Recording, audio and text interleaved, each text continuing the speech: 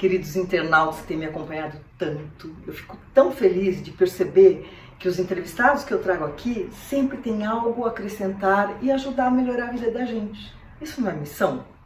O Sintonia é um programa que sintoniza as pessoas com a sua própria essência. Essa música que vocês ouvem aqui na vinheta chama-se Sintonia. Eu procuro estar sempre em sintonia e cada um dos meus convidados vem aqui sintonizados para o bem. Eu comentei agora há pouco com o meu convidado de hoje que eu nunca sei o texto que eu vou falar aqui para vocês. Eu recebo uma coisa assim que vem e o que eu sei é que para mim é muito bom estar na frente dessa telinha e trazer pessoas como o meu entrevistado de hoje, que eu vou apresentar agora, e poder partilhar coisa boa. Eu chamo para vocês o Jorge Niemeyer, por favor. Olá, Beth. Como é você? Muito bem-vinda ao meu templo, à minha gravação, ao meu programa. O Jorge é uma pessoa que eu não conheço há muitos anos, mas esse pouco tempo que eu tenho convivido com ele, não muito, tanto quanto gostaria, já deu para criar assim, uma sinergia, uma empatia inigualável. É verdade, você tem uma energia fantástica, Beth. Isso é um fato. Eu fico muito agradecido pelo teu convite. Aproveite de falar oi para os nossos internautas. E também quero dar um oi para os internautas. Eu estou muito gratificado de estar aqui com vocês. E espero que a gente tenha um conteúdo que traga valor para vocês. Sempre. E depois eu conto o que o Jorge veio fazer aqui. Primeiro eu vou falar quem é ele. Tem tanta coisa, gente. O Jorge, ele acaba de lançar um livro, que nós vamos mostrar aqui para vocês. Ele é empresário, influencer e palestrante. SEO da Multilink, importação e exportação na área de comércio exterior. Chairman do Oval Table Forum, formado em engenharia pela Politécnica e mestrado em administração pela Columbia University em New York. Ele acaba de lançar um livro que eu tenho orgulho de dizer que eu vi esse livro embrionário e agora tenho a satisfação de vir partilhar com vocês o Adote um Mentor. Jorge, eu tenho um mantra, um pensar que assim, a doença é um caminho. Sempre que a gente passa por um período de desafio, de ficar mais fragilizado, a gente abre portas para oportunidades. Você sente isso? Aconteceu alguma coisa nesse sentido? Sem dúvida. No ano passado, eu peguei Covid e Covid da Brava. Eu fiquei 2 meses internado, entubado, e a coisa foi se agravando a cada ponto, cada vez mais. E chegou um ponto que eu tinha a consciência que eu ia partir. A coisa ficou realmente... Você sentiu? Senti. Se confrontou com a morte? Eu me confrontei, eu tinha a consciência plena de que havia chegado a hora. Meu Deus. Foi difícil. Mas aconteceu um milagre. Depois, se vocês quiserem saber mais detalhes, o meu caso ficou até conhecido. Apareceu uma entrevista no YouTube, então é só vocês me procurarem no YouTube e vocês conseguem ver tudo o que aconteceu. E quando eu saí do hospital, o médico mesmo virou para mim e falou assim: Jorge, você está saindo aqui hoje fruto de um milagre, porque nós estamos todos convencidos... Dado por perdido? Dado por perdido. É que eu estava entrando em septicemia. Nossa. E aí realmente é irreversível. Então, para fazer jus aqui ao nosso programa Sintonia, que não traz nunca mais notícias, olha que boa notícia que o Jorge está trazendo. Ele que ficou frente a frente com o outro lado, está aqui hoje podendo falar, contar da sua experiência e com uma obra no mercado, exatamente, que já é um best-seller. Uma coisa eu te digo, quando você passa por essa experiência que eu passei, muitas coisas alteram a sua vida. E a primeira que eu posso dizer é que nem minha bússola. Eu mudei o meu propósito de vida depois dessa experiência. Entendi. Quando eu estava no leito, eu até conversei comigo mesmo. Se eu sobreviver e voltar, eu faço questão de mudar o meu propósito de vida no sentido de ampliar a minha contribuição à sociedade. E foi isso que eu me propus e agora estou executando isso. Então, na verdade, esse livro se encaixa exatamente dentro dessa proposta. Nova proposta de vida. Que o grande flagelo do Brasil é a desigualdade social. Sim. E a desigualdade social é fruto da má educação. Então, eu sou mais da teoria, em vez de dar o peixe, ensinar a pescar. E eu acho que esse livro tem justamente esse objetivo, é ensinar a pescar os jovens. Porque eu tento transmitir nesse livro 7 décadas de conhecimento, de experiência e de sabedoria. Então, todas as coisas que aconteceram, não só comigo, mas talvez eu tenha um diferencial, que é o poder da observação. Então, eu consigo observar o comportamento do ser humano de uma forma organizada, e depois eu aprendi também com Alvin Toffler, que foi o grande criador dessa frase, Connecting the Dots, que depois foi tão usada por Steve Jobs. E eu consigo conectar os pontos. E ao ter essa minha visão das coisas e conectar os pontos, eu consigo sempre enxergar tudo como um movimento, uma onda, e não casos isolados. Então esse livro está pautado exatamente... Nós vamos ter que mostrar esse livro. Pega ele para mim, eu vi que você trouxe aí. Eu já ganhei o meu exemplar, claro. Adote um mentor. Eu não dou 6 meses para já se tornar um best-seller, porque é o que eu ouço lá no Voltebo, a turma comprando. Por favor, isso não é só para jovens, porque eu comecei a ler e já fui me vestindo de algumas coisas. É verdade. Jorge, a própria Cristina Carvalho Pinto diz, ela tá, nossa, Cristina, beijo, tá para voltar aqui no programa. E ela diz, esse livro serve para de 14 a 114 anos. 114 anos. Exatamente. Eu queria somar ao que você acabou de dizer, que você tem algo que a gente não compra na escola e que a gente deve ao tempo. São essas 7 décadas que você falou que tem, que eu também tenho, que é um apanhado que a gente faz de vida, daquilo que a gente experienciou, e você provavelmente condensou isso nesse livro numa forma de agora ajudar aos outros. Exatamente. Não é isso? Exatamente. Eu brigava com meu pai, porque eu queria ter razão, sabe? A Ariana, assim, metida, adolescente. E ele falava, pode brigar sozinho, porque você só vai poder estar comigo equiparado quando você tiver a minha idade. E não é? A nossa idade traz a sabedoria. A gente tem a capacidade de enxergar o todo, né? Não é? Essa aqui é a diferença. Né? Então vamos falar aí do nosso livro. O que tem de original e inovador no Adote um Mentor? Em primeiro lugar, são 3 grandes capítulos. O primeiro capítulo é A Vida é Feita de 15 Fases. Eu não conheço ninguém que elaborou esse conceito. E tudo isso vem por observação do comportamento humano. Eu não sou psicólogo, sou engenheiro, administrador, então é observação de comportamento humano, que a vida é feita de 15 fases. É como se fosse, digamos, um avião. As primeiras 8 fases, você está crescendo e decolando. Depois vem a fase 9 a 12, é o voo de cruzeiro, vamos chamar assim. E depois, a 13, 14 e 15 já começa a descendência, e aí você encerra. Então, esse interessante a metáfora, gostei. É a metáfora do livro. E eu vou contar assim, algumas passagens assim, diferentes. Tá, vamos lá, pode contar. Essas fases, elas não são por idade, elas são por eventos e por comportamentos. Então não é a única fase que a idade é 18 anos, porque quando você fica maior de idade, você pode dirigir, aí muda muito da sua vida.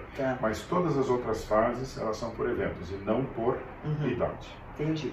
Mas aqui para a tua audiência, por exemplo, da idade de 0 a 10 anos, que são 3 fases, não é uma fase só, são várias fases diferentes. Eu vou fazer a pergunta para vocês. Qual é a preocupação, a orientação que os pais devem dar a mais importante na criação dos filhos? É a minha visão. Tá? Poucas pessoas respondem essa pergunta da forma com que eu respondo. Tá. E eu vou dizer, se você quer ser um super pai ou uma super mãe, o mais importante é você entender, e vou fazer aqui uma brincadeira. Imagina uma linha de produção e seu bebê sendo produzido no céu. E na última hora ele vai entrar na cestinha, lá daquela cegonha, e vai descer para a terra. Naquele último minuto, Deus aparece e joga uma gotinha na boca dele. E o que é essa gotinha? O que é essa gotinha? É o talento. Tá. Então, se você quer realmente conquistar o coração e a alma do seu filho, a primeira missão que você tem que fazer na vida, nesses primeiros 10 anos de vida, é descobrir junto com ele qual é o talento dele. Olha que interessante, nunca tinha visto essa abordagem, realmente. Certo. Parabéns. Porque no minuto que você descobre o talento e você, junto com seu filho, explora esse talento, ele vai ter você como o herói da vida dele. Perfeito. Essa é a maior experiência de vida que eu tive. Porque no minuto que você catalisa toda a energia do seu filho em cima do talento dele, ele vai desabrochar de uma maneira espetacular.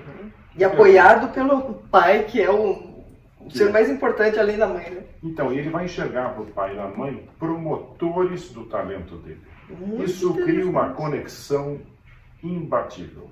Eu sempre digo, Mozart e Beethoven, eles aprenderam piano só porque eles fizeram a experiência ou porque eles tinham nato o talento? Você também tem. Então, talento é uma coisa que, na verdade, todo mundo tem. Todo Concordo mundo plenamente. recebe aquela gotinha de Deus chamada talento. A grande tragédia na vida, sabe qual é? As pessoas não descobrirem o seu talento. E a segunda grande tragédia é descobrirem e não explorarem. E não usufruir, desenvolver, o seu. é verdade. Então perde essa oportunidade na vida. Então no minuto que você tem, isso vale para qualquer classe social, para tudo. Porque todos temos talento. Todos temos Todos talento. temos. Na hora que você, como pai, você é um promotor do talento do filho, ele vai ver em você o herói da vida dele, porque você o motiva. Isso é a coisa mais importante nos primeiros 10 anos. Perfeito. Agora vem a segunda grande dica. Novamente, eu estou falando por idade, mas são fases. De 11 a 20. Tem duas coisas super importantes nesta fase dos filhos. A primeira, vou abrir um jogo aqui. Pode falar tudo aqui. 20 anos, vão ter experiência sexual. Ele achar que não vai ter, isso não existe mais. Claro. Vão ter. Então vem a grande pergunta. Deixa simplesmente acontecer ou a gente monitora de uma certa forma? Então, essa está escrito no livro As Dicas que eu dou. Tá. Tá lá. Se você simplesmente deixa solto, você corre vários riscos. Do tipo, ela ou ele tem uma experiência sexual ruim. Desagradável. Desagradável. Isso traumatiza a pessoa. Então a gente tem que fazer de uma maneira coordenada. O diálogo é o princípio de tudo, O diálogo né? é o princípio, mas existem outras coisas além do diálogo. Tá bom? Não vou entrar em detalhes. Claro, claro. Ó, é o seguinte, tem que ler o livro, né? Tá tudo lá, tá? Tá lá, senão nós vamos contar tudo aqui. Certo. E a segunda coisa que pouquíssimas pessoas falam, e é biologia. Você sabe qual é o último órgão do corpo a se completar 100%? Não sei. Ok, vou te responder. É o cérebro. O cérebro é feito do hardware e do software. Então, quando você tem aqui filhos, assim, na fase de 16 anos, que as pessoas chamam de aborrecência, essa coisa tipo assim, Sim. na verdade, eu também não sabia na primeira vez. Agora eu sei. É a fase da grande programação do cérebro. Então, aquele filho que está com sono, aquele filho que está chato, na verdade, o que está acontecendo é biologia pura. Simplesmente está programando o cérebro. E esses ataques de mau humor, essas coisas todas, acontecem porque a programação não está completa. Cai em buracos. Faz parte, então, Faz parte da vida. Eu me lembro como pai, um domingo de manhã, um sol lindo de maravilhoso, eu entro no quarto do meu filho e falo assim, cara, que você está dormindo? Vamos acordar, vamos jogar tênis, está aí, sol maravilhoso. Ele, vou com sono. Eu ficava bravo. Porque a gente não tem essa visão naquela época. A gente não tem essa visão. Hoje eu digo, gente, você tem um filho de 16 anos, está dormindo, não quer ser interrompido, vira para ele e fala assim, dorme, se programe, pelo amor de Deus. Isso mesmo. Nossa, você está retratando o que eu estou vivendo com minhas netas, que querem ficar lá na cama, morgando. Mas é isso. Tem que deixar. Então, a educação inteligente é deixar, que está se programando. Quanto mais cedo se programar, menos mau humor vai ter e mais completo vai ser a pessoa mais cedo. Poucas pessoas falam Nossa, disso. com poucas palavras, você já deu duas excelentes dicas, hein? Muito interessante. Como não vai dar pra gente falar de todas as fases até chegar ao final, uma coisa que me chamou a atenção, no livro é sobre a inteligência. Dentro do meu paradigma, né, eu teria a inteligência do QI intelectual e o emocional, e para mim terminaria ali. Mas não, o Jorge cita 5 tipos de inteligência. Eu gostaria que você falasse um pouquinho disso. Eu concordo com você. Durante os meus 50 anos da minha vida, eu sempre dizia, existe a inteligência racional, que é o tal do QI, e depois a inteligência emocional. Eu sempre enxergava que os primeiros 25 anos da vida das pessoas, o mais importante é ter a inteligência racional, porque ela permite você aprender as coisas, aprender você passar no vestibular e a escolher a faculdade que você quer. Porque se você não tiver o QI certo, você nem passa no vestibular, você quer ser, sei lá, engenheiro, ou médico, ou advogado, mas se você não tem inteligência, você nem chega lá. Então a inteligência racional, ela é muito importante nos primeiros 25 anos da vida da pessoa. Depois ela se forma e ela começa a se relacionar com pessoas. Aí passa a ser uma outra dimensão, que é a inteligência emocional, que é como lidar com pessoas. Na verdade, a inteligência emocional é como se fosse assim, um marketing, é como a sua venda ao mundo. Como é que você se apresenta ao mundo? Você se apresenta agradável, quer dizer, quando a pessoa chega, todo mundo recebe bem, porque ela sabe chegar, ela sabe, no fundo, se vender. E eu achava que isso era o completo da vida. Aí aconteceram coisas incríveis na minha vida. A primeira foi, na verdade, existe um negócio chamado EQM, experiência de quase morte. Para mim aconteceu um fenômeno muito raro na vida. É como se fosse o raio caindo 2 vezes no mesmo lugar. Há 20 anos atrás, eu tive um acidente, eu caí de uma cachoeira e faleci. Ali teve realmente parada cardíaca e parada respiratória. Aí a coisa foi muito... Ela foi assim, segundos. E se vocês olharem aquele vídeo, vocês vão entender o que aconteceu. Eu tive a experiência dos primeiros 10 minutos, desculpa dizer isso, pós-morte. Nossa, 2 vezes aconteceu com a mesma pessoa, interessantíssimo. A primeira aconteceu por acidente. Mas graças a Deus, os médicos conseguiram forçar o meu coração a voltar depois de... Deus falou assim, ó, tá na sua hora, fica aí mais um pouco. É isso aí. E aí depois eu tive ano passado, agora não por acidente, mas por doença, uma situação diferente. Mas foi muito forte, muito intenso. Eu confrontei novamente pela 2ª vez. E aí, de repente, apareceu, desenvolveu, sem eu fazer nada, a inteligência que eu chamo de inteligência espiritual. Assim, ela veio a mim, não é que eu procurei, ela aconteceu. Aí você vai dizer, mas o que é experiência, inteligência espiritual? Hoje eu digo com muita tranquilidade, é escutar a sua alma. Bela frase, escutar a sua alma. E de que maneira a gente escuta a alma? Olha, eu não aprendi, aconteceu, não sei ensinar, aconteceu. E hoje em dia eu aprendo, eu escuto a minha alma. Isso para mim é uma paz de Você se aquieta. Eu me aquieto. E permite. São 2 coisas importantes. Se aquietar, sair desse turbilhão, desse barulho de avião que está passando, se permitir que ela plasme em você. Interessante. Exatamente.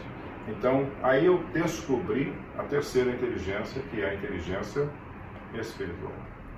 Aí eu resolvi escrever um livro. Ao escrever o livro, eu comecei a refletir sobre o tema.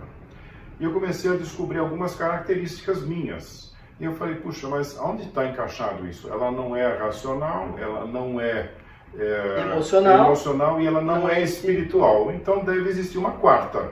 E agora eu comecei a pesquisar, me analisar, entender, fui refletindo profundamente.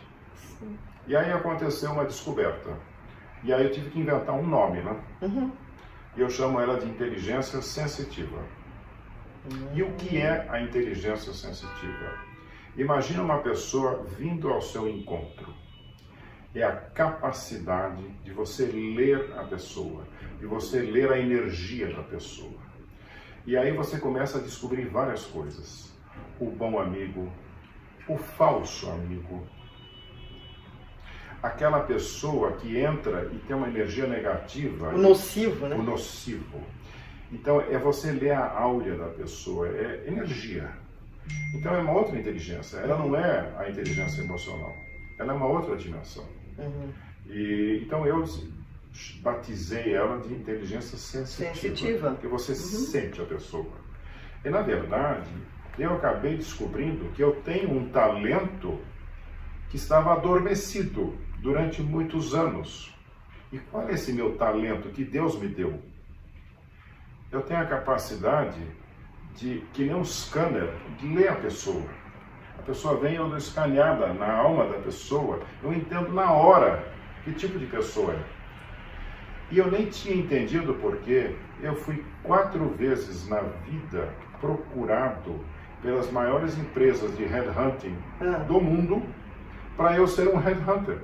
Tá. Eu fui para a Europa, fui para os Estados Unidos ser entrevistado pelas 4 grandes do mundo, porque eles identificavam que eu era uma pessoa que tinha essa capacidade de sentir as pessoas ou entender as pessoas, que para um headhunter é maravilhoso. Claro, ele vai fazer a melhor escolha, né? Vai fazer a melhor escolha. Então você vê, e eu não tinha essa consciência que eu tinha esse talento, outras pessoas enxergavam. Ele estava em você. Ele estava em mim. Você não foi num bazar e comprou, ele veio junto. Ele veio junto. Estava encoberto. Ele estava encoberto. Mas é umas tragédias, tá vendo, da vida? Mas eu posso demorei, falar a frase? Eu demorei 60 anos. Qual é o meu mantra antroposófico? É assim, todo mal... Tem uma coisinha tocando aí, né? É o seu celular, né? Todo mal é um bem deslocado. Vocês estão percebendo que o Jorge conta 2 experiências de quase morte e em que resultou isso. E com tudo isso você ainda foi descobrindo coisas que você nominou à sua maneira e que vão se tornar, porque tudo que está aí alguém criou, depois alguém vai copiar. Assim como você criou agora 5 inteligências, certamente elas serão citadas por outros autores, vão se aplicar. Então, e o que aconteceu? Esse mal que você passou, um mal entre aspas, de ter quase morrido pela Covid ou por esse acidente, se transformaram a curto, médio ou longo prazo num bem, Jorge. Se hoje, nesse momento aqui, eu também estou percebendo sua aura, tá tudo aí. Você transformou o mal num bem e o melhor de tudo, você vai compartilhar através desse livro Adote um Mentor. Porque tá tudo aqui, né? Exatamente. Tudo que ele tá falando tá aqui. Tá tudo aí. Vou conferir depois. Mas vamos continuar. Tá faltando 2. Não, eu falei 4. 4, verdade. Falta só uma. Aí, eu falei, ok, agora eu descobri a 4ª, então, que é a inteligência sensitiva. Aí eu comecei a observar outras coisas. Eu falei, puxa, mas esse fenômeno que eu estou observando, ele não se encaixa em nenhuma outra. Então, cheguei à conclusão, cabeça de engenheiro, né? Deve existir uma 5ª inteligência. E aí eu comecei a pensar, a refletir sobre ela e tive que dar um nome. E eu batizei ela de inteligência paranormal. Nossa, mas você já transcendeu, né? Mas eu vou te dar exemplos, tá bom? Tô curiosa. Há alguns anos atrás, eu fui assim... encontrado com a palavra sincronicidade. E desde que eu conheci esse termo e comecei a conviver com ele, eu comecei a vivenciar experiências de sincronicidade. E é impressionante como a minha vida mudou para melhor. E como eu entendo de física, no fundo eu vejo que a sincronicidade, eu chamo isso de física quântica. Então, é a capacidade de acontecerem eventos fora do seu controle, que você diz assim, isso é coincidência ou realmente é uma força maior, é uma capacidade de você atrair essa força? Hoje eu estou convencido que eu tenho essa capacidade de atrair e acontecem coisas na minha vida, o próprio fato de a gente estar aqui não deixa de ser uma experiência de sincronicidade. Totalmente. Você concorda? Nós não sabíamos nada um do outro há algum tempo. 2 anos atrás? 2 anos atrás. 2 anos atrás. Ele me achou no LinkedIn, tá, gente? Quem podia imaginar que a gente estaria hoje aqui conversando? Para mim, isso aqui é um evento de sincronicidade. E agora eu vou dar um exemplo prático, que as pessoas até acham, pô, esse cara está demais. Eu, hoje em dia, e é uma realidade isso, toda vez, é o poder da mente positiva. Uma dica que eu dou para todo mundo, hein? Atentem. Toda vez que eu entro num estacionamento de shopping, a primeira pergunta que eu faço para mim, cadê a minha vaga? Nossa, como nós somos coisa parecida. Aí eu ando. É uma questão de menos de 2 minutos, de repente tem um cara saindo e eu vou lá e paro o carro. Isso acontece. Eu tô assim, Olha, sabe, eu acabei de me voltar. emociona o que você está falando. Mas me emociona, sabia? Porque nós temos uma situação empática de vida. É. Temos. À medida que você vai falando, parece que sim, meio que você lê meu pensamento, sabe? Você falou sobre a sincronicidade, eu queria acrescentar aqui, se você me permite. Eu sempre senti a sincronia na minha vida. De repente, cai na minha mão As 7 Leis da Sincronicidade, escrito pelos autores do Indiana Jones, daquela série. Sugiro, se você já está com a sincronia ativada, depois que você lê esse livro, você vai ficar impressionado. Então, esse livro me mudou, foi um patamar que mudou. E você vem e fala disso. De repente, você fala que você vai no estacionamento e cadê a minha vaga? Se você ligar para minha neta e falar, o que sua avó fala quando chega no estacionamento? O lugar que eu quero já existe, só falta saber onde ele está. Exatamente. Nunca deixa de ter um lugar. É isso. Mas o que é isso? É o pensamento que leva quanticamente para o nosso desejo.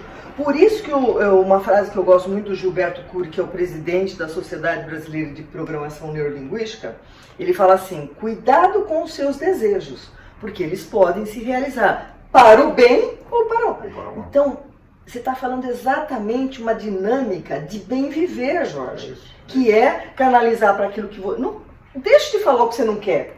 Você quer a vaga? Fala da vaga. Você quer... Tá, você desculpa a interrupção, mas eu tinha que acrescentar isso para mostrar a nossa sintonia e sincronia. Por isso que meu programa chama Sintonia, né? Tá, acabamos as 5 inteligências. Acabamos. Maravilhoso, adorei. Vou começar a expandir esse conhecimento e dou a fonte. Tá certo. Tá? Porque tudo que a gente aprende com alguém que sabe mais, a gente tem que citar a fonte. Perfeito. Muito bom. Eu costumo dizer, Jorge, nas minhas palestras, que eu gosto muito assim, que nós somos o resultado das nossas escolhas. E eu lendo lá o seu livro, você não fala responsável pelas nossas escolhas, você fala com outro termo, mas exatamente isso. Você diz que nós somos o resultado das decisões que tomamos. Exatamente. Certo? Fala mais sobre isso. Vou dar uma de engenheiro aqui. Por favor. Eu acho que nós somos fruto das nossas decisões. Perfeito. Se você toma decisões assertivas, você tem uma chance de ter uma vida melhor. Se você toma decisões erradas, você vai pagar o preço por elas. Tá certo?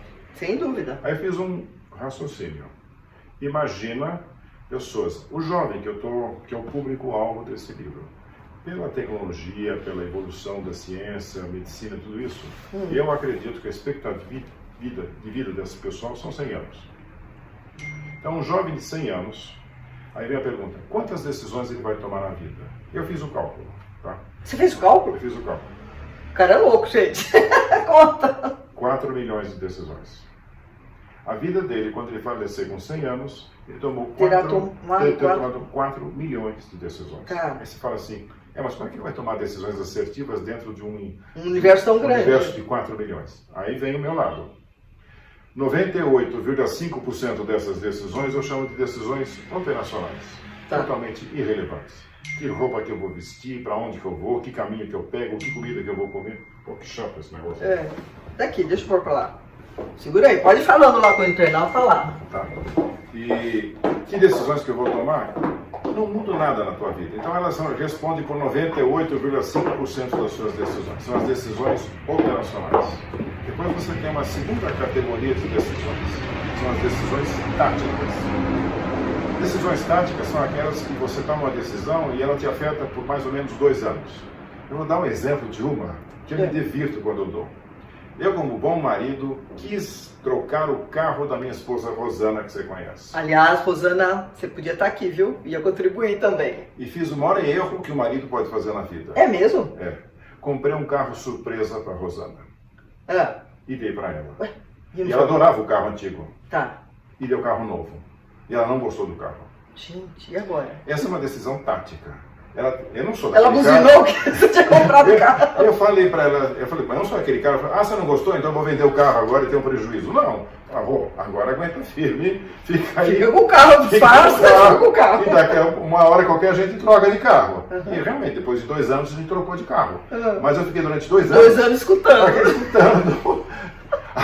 Você vendeu meu carro, e eu não gosto desse carro. Enfim, é uma decisão tática. Que eu errei. Outra decisão tática. Que férias que vai tirar com os filhos? Pô, férias é uma coisa importantíssima. Você tem que planejar direito. Você trabalha o ano todo, aí você organiza umas férias com a família, com filhos, e vai num lugar e dá um mico desgraçado, e dá tudo errado. Pô, é muito chato isso. Sim, é uma decisão tática que perturba, mas não é estratégica. E o terceiro nível de decisão são as decisões estratégicas. E aí eu refleti profundamente quais são as decisões estratégicas da sua vida. E por incrível que pareça, eu resumi a 8 decisões. Estratégicas? Estratégicas. Então, é importante você ter o conceito que quais são as 8 decisões estratégicas. E a lição mais importante da vida é quando você está na frente de uma decisão estratégica, você lê o meu livro e fala, opa, eu estou na frente de uma decisão estratégica, meu maior conselho é, pare, pense, pense, pense, pense, pense. Toma só a decisão quando você está realmente convencido. Porque decisão estratégica é que nem você descer um rio numa canoa. De repente o rio faz assim, tem uma bifurcação. Aí você tem que decidir rapidamente, eu vou para a direita ou vou para a esquerda? E na hora que você vai para a direita e você errou, você não consegue mais voltar. Então a melhor coisa é pega o remo e para no rio e fica na frente da bifurcação e fica pensando, vou para a direita ou vou para a esquerda? Entendi. E quando você toma uma decisão estratégica, toma súbito. Posso falar? São 8. Eu não vou ter tempo aqui para falar. Não dá tempo, mesmo porque o nosso horário está quase em cima. Eu vou dizer uma das que é teu público. Casamento. Casamento é uma decisão estratégica, sem dúvida. Você vai falar do casamento, porque eu tinha uma pergunta aqui, ó. Conhecendo um pouco, e a querida esposa Rosana, pus até aqui, ó, com quem convive. Há quantos anos você está com a Rosana? 46. 46 anos, hein? O que você pode falar sobre o casamento? É isso. Então, casamento é uma decisão estratégica. Então você tem que ter muito cuidado. E aí vem a sacanagem da natureza. Qual é o maior esforço e empenho da natureza? É a preservação da espécie. Isso acontece no reino animal e nos seres humanos. Eu tive uma aula uma vez de biologia, onde o professor mostrava como os animais preparam o ninho do amor, pássaros, uma série de coisas. Ou seja, tudo é voltado para a procriação, para assegurar a espécie. O que a natureza inventou? O amor, a paixão. Anexou o amor à paixão. O que é paixão? Paixão é um fenômeno químico. E na hora que você fica apaixonado, você fica meio abobado. Que a natureza faz de propósito. Para você não enxergar a realidade. Para você se apaixonar e ficar com essa pessoa. Então, enquanto você está apaixonado, você escolhe a pessoa. Por motivos fúteis. E você escolhe a pessoa. E você acha que fez a decisão mais assertiva do mundo. Só que paixão é uma coisa... E amor é outra. Não, mas paixão é uma coisa temporária. Quanto tempo dura uma paixão? Segundo um amigo meu, 2 anos. Isso. É um número. De 6 meses a 2 anos. Porque depois até quimicamente arrebenta com o corpo. É que nem estresse, sabe? É um negócio assim que... Adrenalina. Coisa quando você está apaixonada, nossa senhora. Nossa, isso até começa a afetar a saúde da pessoa. Então a natureza também se preserva. Lá, já quando você está apaixonado, já procriou, está segurado a procriação, agora pode desapaixonar, vamos chamar assim. E o que acontece depois que passa a paixão? Você começa a enxergar a realidade com quem você cai o véu, né? Cai o véu. E aí vem o grande problema, porque a maioria dos casamentos acaba. Eu posso assegurar que agora eu vou no casamento dos filhos dos meus amigos. Casamentos assim, milionários, festa para 1000 pessoas, não sei o quê. Passa 6 meses, passa 1 ano, o que aconteceu? Separaram. E separa assim com uma facilidade. Você fala, como é possível? Como é possível uma coisa dessa? O que está por detrás disso tudo? Aí vem o pulo do gato. Você casou achando que você tinha casado com a pessoa X. Aí quando passa a paixão, você descobre que não é X, ela é Y. Era Y. E aí vem o erro. Eu vou dar uma guaripadinha nela. Eu vou, já que ela não é, ela é Y e ela não é X, eu vou transformá-la em X. E aí você então não aceita Como ela é, o ele, e começa a querer mudar. Aí é o começo do fim. Que ninguém muda ninguém, a gente muda a si próprio. Ninguém muda ninguém. Você só muda a si mesmo. Então, isso é um exemplo de uma decisão estratégica e por que a maioria dos casamentos hoje em dia... Você tem toda a razão, porque às vezes você vê a pessoa assim, foi aquela paixão, ela casou em 1 ano, deu 6 meses, já não está mais junto. Porque não teve aquela maturação, não caiu o véu, né? Não caiu o véu. Até 1 ano e 9 meses, o cara fecha a porta, abre a porta, a mulher vai lá, faz tudo. Depois começa a ficar... Infelizmente, a gente não pode falar que isso é uma regra, mas acontece, né? Olha, quer uma regrinha? Estou provocando aqui. Vai lá, pode provocar, estou achando maravilhoso tudo que nós estamos falando. Quer uma regrinha para a tua plateia exercitar em casa? Faz o seguinte análise do seu casamento. De cada 4 diálogos que você tem com o seu parceiro. Se de cada 4 diálogos, 1 é negativo, você está numa boa relação. Se de cada 4 diálogos, 2 são negativos, a coisa está meio... Mais para mais do que para menos, não é para menos do que tá para mais. Não, e se você tiver habilidade, você continua... Eu também já tive minhas fases de... lógico, gente. Não é um passeio no parque. Isso não é um passeio no parque. Então já tive. Mas você tem que ter o bom senso de recuperar a relação. Agora, se está 3 negativos para cada 4 interações que você tem... Acendeu o sinal vermelho. Já vermelho. Para mim, é uma questão de tempo e vai acabar. E quando chegar no 4x4, então, já estão se atrasando. Já acabou, está só mantendo a sua aparência. Mas é muito real. Vocês perceberam, gente, que tudo isso está no livro. Você fala aqui do casamento também. Tudo. Esse livro ele é muito, assim, ele expande muito abrangente e ele expande para várias vertentes. Estou ansiosa para terminar seu livro. Vai ser a minha atividade do final de semana. Por último, encontra onde? Olha, o melhor lugar é na Amazon. Porque o problema é o seguinte, um fenômeno que está acontecendo agora. Por causa da pandemia, muita gente escreveu livro, ficava em casa, e agora todo mundo lançou livro. Então lançaram assim 5 mil livros. Eu estive na Bienal do Livro, aqui um caos da quantidade de livros novos que tem. E as livrarias estão completamente abarrotadas de quantidade de livros. E as físicas acabaram fechando, né? Física. Então, eu mesmo fui já em 9 livrarias, cadê meu livro? Não estou lá. A distribuição é péssima. Não dão conta. Não, mas o mais prático mesmo é pela Amazon. Vai pela Amazon, tá lá. E adote um mentor, Jorge Niemeyer. E Jorge, antes da gente encerrar, porque a gente já estourou o tempo, eu queria que você falasse 1 minutinho do Oval Table Feminina, que é um grupo que eu fui honrosamente convidada. Consegui contribuir com umas 10, 15 mulheres lá. E de lá umas 30 já estiveram aqui.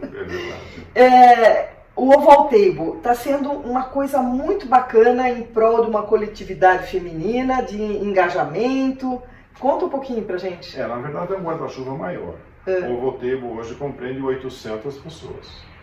Feminino? Não, o total. Porque tem a masculina também. Tem masculina também. Então nós temos mais ou menos 100 pessoas do setor público e 700 do setor privado. Mas nós temos a nível federal, a nível estadual, a nível municipal. Então, o prefeito de São Paulo está, o governador de São Paulo está, ministros estão.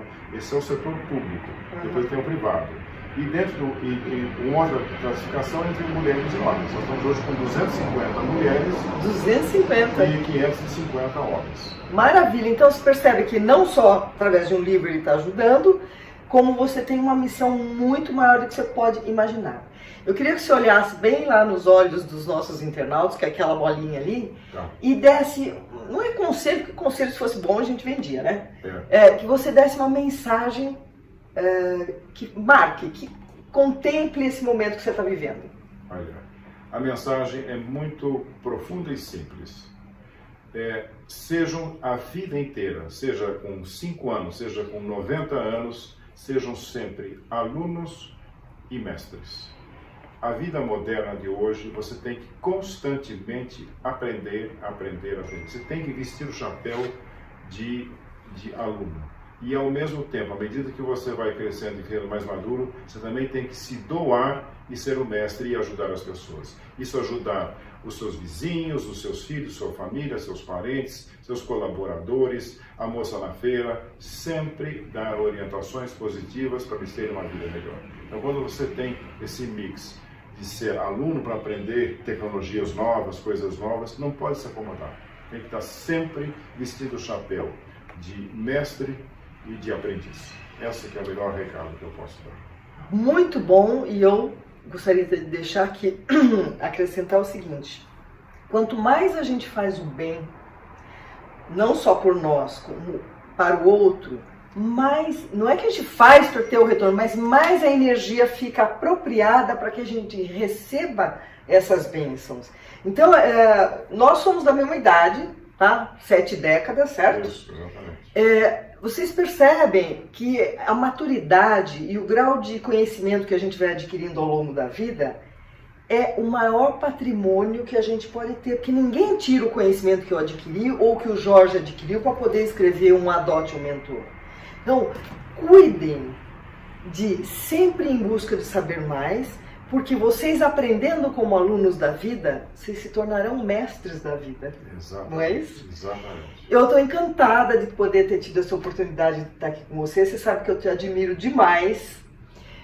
Rosana, deixo aqui meu beijo. Meninas, eu sei que as meninas do All Table todas vão assistir. Isso aqui vai ficar no nosso canal do YouTube. Jorge, um dia você vem aqui, pode falar mais sobre esse livro e que este seja o primeiro de muitos. Eu tenho um capítulo que a gente não vai falar agora, que acabou o tempo. Nossa, já estou. Muito forte. Felicidade. Felicidade? O que é a felicidade para você? Já estourou mesmo? Vamos lá. Não. É profundo e é demorado, porque eu demorei quase que 70 anos para entender como chegar na felicidade. E eu cheguei, graças a Deus. Você chegou? vê. É até uma mistura de inteligência espiritual, com paz de espírito, é uma série de coisas. A felicidade para mim é isso que você está falando, é paz de espírito, você está bem consigo. Isso, e exatamente. aceitar, porque assim, a intolerância te deixa infeliz. Então, eu acho que só isso já vale um capítulo inteiro. Viu? Então a gente volta aqui com o Jorge para falar sobre a felicidade.